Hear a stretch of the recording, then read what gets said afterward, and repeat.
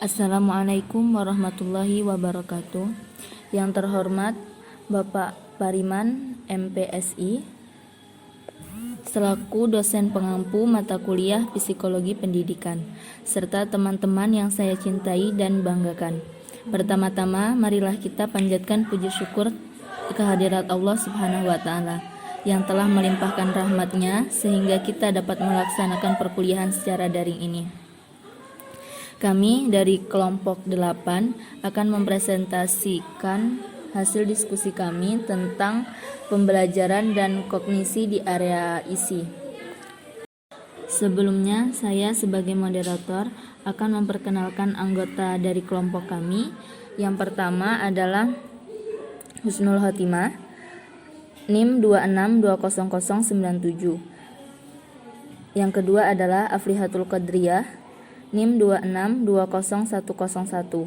Yang ketiga, Indra Setiawati, NIM 26200102. Yang keempat, Siti Latifah, NIM 26200103. Baiklah, pada pertemuan ke-8 ini kita akan membahas tentang A.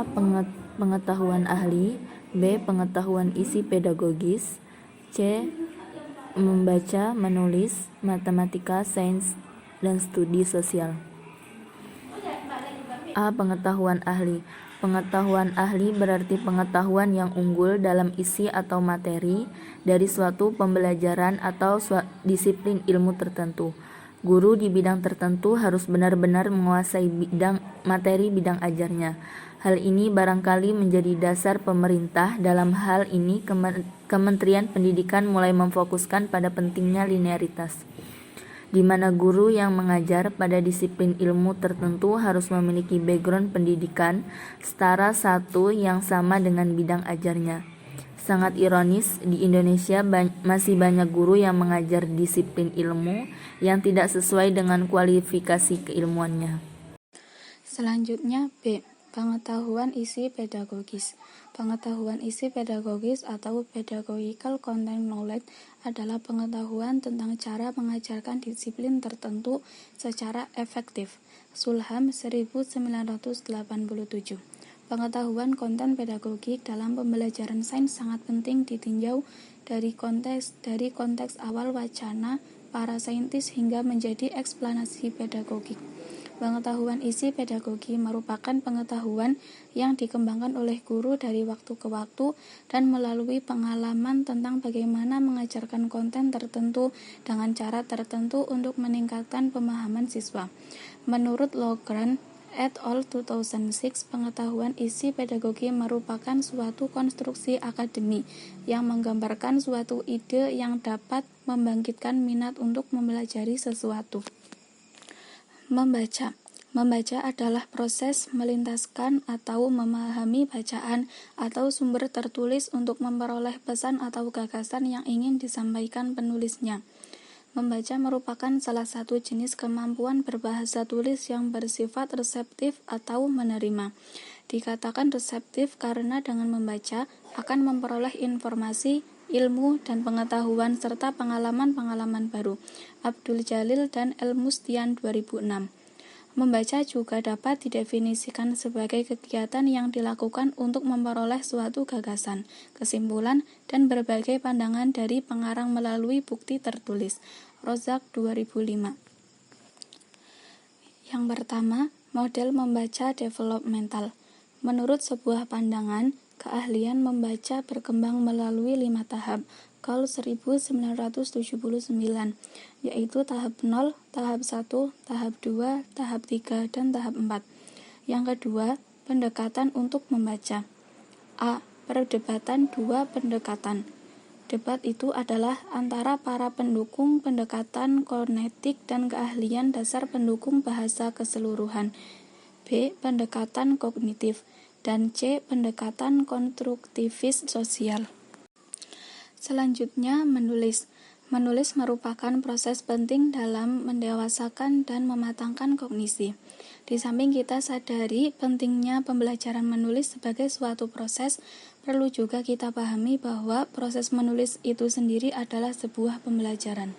Dari rangkaian aktivitas kegiatan menulis, baik tahap pra-penulisan atau pre-writing stage, tahap penulisan atau writing stage, maupun tahap pasca penulisan atau post-writing stage dapat dimuati pembelajaran di luar materi penulisan. Hal ini menjadi nilai tambahan untuk pembelajaran menulis. Seseorang tidak hanya sekadar mampu menuangkan gagasannya secara baik, logis, sistematis dalam sebuah tulisan, tapi juga mampu mengolah daya keilmuan, perasaan, dan aspek moralnya ketika ia berproses menulis. Perubahan developmental. Kemampuan menulis anak muncul sejak mereka bisa mencoret-coret, yang biasanya muncul pada usia 2 atau 3 tahun. Pendekatan untuk menulis. 1. Pendekatan kognitif. Perencanaan pemecahan masalah, revisi, dan strategi metakognitif dianggap amat penting dalam meningkatkan kemampuan menulis dari siswa. 2. Pendekatan konstruktivis sosial. Pendekatan konstruktivis sosial menekankan bahwa menulis paling baik dipahami sebagai sesuatu yang dikonstruksi secara sosial dan berasal dalam konteks kultural ketimbang sebagai sesuatu yang muncul begitu saja dari dalam diri sendiri. Dalam pendekatan konstruktivis sosial untuk membaca, peran guru bergeser dari menyampaikan pengetahuan ke membantu murid untuk merestrukturkan pengetahuan mereka sendiri. Dalam hal ini, baik itu guru maupun teman sebaya dapat berfungsi sebagai pembaca yang lebih ahli. Strategi konstruktivis sosial ini juga dapat diaplikasikan untuk pelajaran menulis. Matematika. 1. Perubahan developmental. Prinsip dasar dan standar level grade matematika menurut NCTM yaitu A. Taman kanak-kanak sampai grade 2. Anak-anak sudah memiliki pemahaman substansial terhadap angka sebelum mereka masuk ke grade 1. Kebanyakan anak TK dapat menghitung sampai 20 atau lebih. Anak-anak memasuki SD memiliki level pemahaman matematika yang berbeda-beda. Beberapa anak akan membutuhkan dukungan tambahan untuk pembelajaran matematika. Pemahaman aspek dasar dari angka dan geometri sangat penting di masa taman kanak-kanak sampai grade 2. B. Grade 3 sampai 5. Terdapat 3 tema utama dari matematika di grade 3 sampai 5, yaitu 1. Penalaran multiplikatif. Penalaran ini membantu mengembangkan pengetahuan yang diperoleh murid saat mereka akan masuk ke grade pertengahan, di mana fokusnya adalah pada penalaran pemahaman mereka tentang fraksi sebagai bagian dari keseluruhan dan sebagai sebuah atau bagian. 2. Ekuivalen. Konsep ini membantu murid untuk mempelajari representasi matematika yang berbeda-beda dan memberi kesempatan untuk mengeksplorasi ide-ide aljabar. 3. Kelancaran penghilang. Murid harus mempelajari metode berhitung yang efisien dan akurat yang didasarkan pada pemahaman yang benar terhadap properti dan hubungan angka. C. Grade 6 sampai 8. Di sekolah menengah atau SMP, murid mendapat manfaat dari pelajaran matematika yang memasukkan pelajaran aljabar dan geometri. Matematika di sekolah menengah harus mempersiapkan murid untuk menangani solusi kuantitatif dalam kehidupan mereka di luar sekolah. D. Grade 9 sampai 12. Murid harus pandai dalam memvisualisasikan, mendeskripsikan, dan menganalisis situasi dalam tema matematika. Mereka juga harus bisa menjustifikasi dan membuktikan ide-ide berbasis matematika. 2. Kontroversi dalam pendidikan matematika. Apapun pendekatan yang ada, pendidikan matematika sedang mengalami perubahan. Di masa lalu, ketika teknologi belum canggih, terhitung dengan pena dan kertas mungkin bisa efektif, tetapi metode itu tidak lagi banyak berguna dalam abad komputer dan teknologi lain yang membutuhkan pemahaman matematika dengan cara yang berbeda. Untuk menghadapi tantangan baru ini, NCTM mengembangkan sejumlah standar pendidikan matematika yang diajarkan pada level grade yang berbeda-beda. 3. Prinsip konstruktivis. Prinsip mengajar matematika dari perspektif konstruktivis. 1. Menjadikan matematika realistis dan menarik. Dilakukan pengajaran matematika di seputar problem yang realistis dan menarik. Problem ini mungkin melibatkan sejumlah konflik, ketegangan, atau krisis yang memotivasi minat murid. Permainan matematika dapat memberi konteks yang memotivasi pembelajaran matematika. Permainan matematika juga akan mendorong murid untuk mendiskusikan strategi penghitung bersama murid lain. 2. Mempertimbangkan pengetahuan murid yang sudah ada. Evaluasilah pengetahuan di bawah murid dan konteks di mana instruktur dilakukan. Beri informasi yang cukup di bawah murid dan metode untuk memecahkan soal matematika, tetapi simpan informasi secukupnya dengan tujuan agar murid memperluas sendiri cakrawala pemikiran untuk memecahkan masalah. 3. Buatlah kurikulum matematika interaktif secara sosial. Susunan proyek atau tugas matematika yang mensyaratkan agar murid belajar sama untuk mendapatkan solusi. Beri murid kesempatan untuk menggunakan dan meningkatkan keahlian komunikasi mereka. 4. Proyek matematika inovasi. Minat untuk pelajaran matematika lebih konstruktivis telah memunculkan sejumlah program inovatif. Program itu mencakup program untuk SD, SMP, dan SMA. 5. Sekolah dasar. Level aktivitas matematika yang menarik. Kebanyakan aktivitas dilakukan bersama, partner, atau dalam kelompok kecil yang menekankan pada diskusi. 6. Sekolah lanjutan tingkat pertama.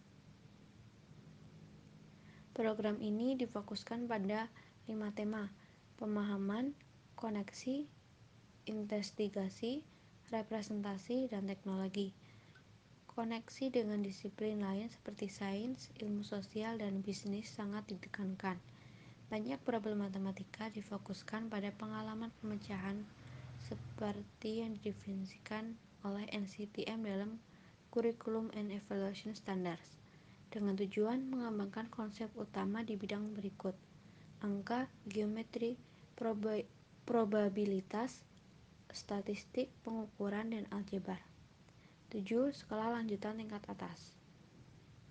IM adalah kurikulum matematika SMA yang memenuhi kebutuhan murid. IMB menekankan pemecahan masalah matematika dalam konteks problem yang kompleks yang luas, keahlian komunikasi dan penulisan, dan teknologi. Selama belajar SMA, murid mengerjakan problem dalam urutan spiral, memberi mereka kesempatan untuk mengembangkan pemahaman matematika canggih. 5. Relasi anak dan orang tua dalam pembelajaran matematika.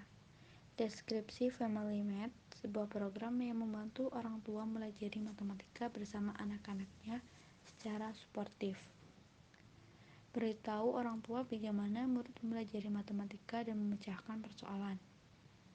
Tawarkan sumber daya yang dapat dipakai orang tua di rumah untuk membantu anaknya belajar matematika secara efektif. Sains. 1. Pemikiran ilmiah. Penalaran ilmiah seringkali dimaksudkan untuk mengidentifikasi hubungan sebab akibat atau kausalitas. Berpikir ilmiah merupakan suatu pemikiran atau tindakan seseorang manusia yang menggunakan dasar-dasar dan ilmu tertentu.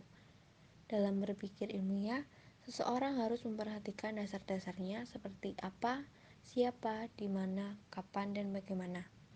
Namun, anak-anak menghadapi kesulitan dalam memisahkan teori mereka dengan bukti yang mereka dapatkan.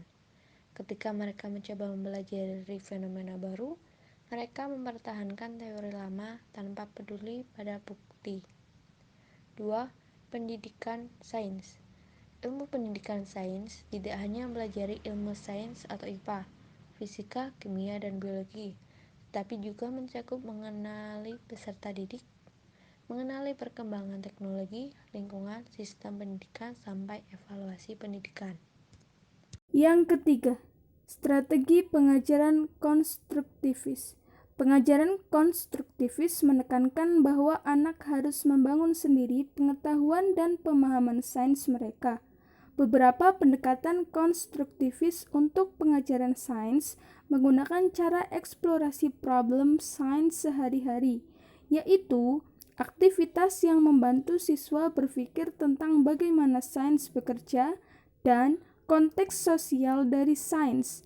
Terdapat banyak model pengajaran konstruktivis sebagai berikut. Yang pertama, discovery learning. Yang kedua, reception learning. Yang ketiga, assisted learning. Yang keempat, active learning. Yang kelima, the accelerated learning. Yang keenam, quantum learning. Yang ketujuh, contextual teaching learning or CTL. Studi sosial. Secara umum, studi sosial disebut juga dengan ilmu sosial, berusaha mempromosikan kompetensi warga sipil. Dalam sekolah, studi sosial diambil dari ilmu seperti antropologi, ekonomi, geografi, sejarah, hukum, filsafat, ilmu politik, psikologi, agama, dan sosiologi. National Council for the Social Sciences 2000 mengusulkan 10 tema yang dianggap harus ditekankan dalam pelajaran ilmu sosial.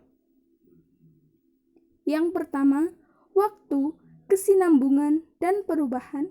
Yang kedua, orang, tempat, dan lingkungan. Yang ketiga, individu dan identitas. Yang keempat, individu, kelompok, dan lembaga. Yang kelima, kekuasaan, otoritas, dan pemerintahan. Yang keenam, produksi, distribusi, dan konsumsi. Yang ketujuh, ilmu pengetahuan, teknologi, dan masyarakat. Yang kedelapan, koneksi global. Yang kesembilan, cita-cita kemasyarakatan dan praktek-praktek. Yang kesepuluh, kultur. Pendekatan konstruktivis. Beberapa pendidik percaya bahwa pembelajaran studi sosial akan lebih baik jika menggunakan pendekatan konstruktivis yang menekankan penggunaan sumber informasi yang lebih luas dan bervariasi, mengajak murid membuat pertanyaan dan kolaborasi antar sesama teman. Dalam pandangan konstruktivis, murid harus menginterpretasikan sendiri bukti-bukti dan membuat ulasan sendiri. Dengan cara ini, mereka berkesempatan untuk berpikir lebih luas dan memahami isu-isu sosial secara lebih mendalam.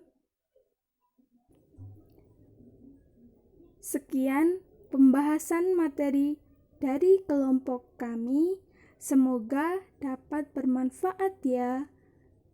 Wassalamualaikum warahmatullahi wabarakatuh.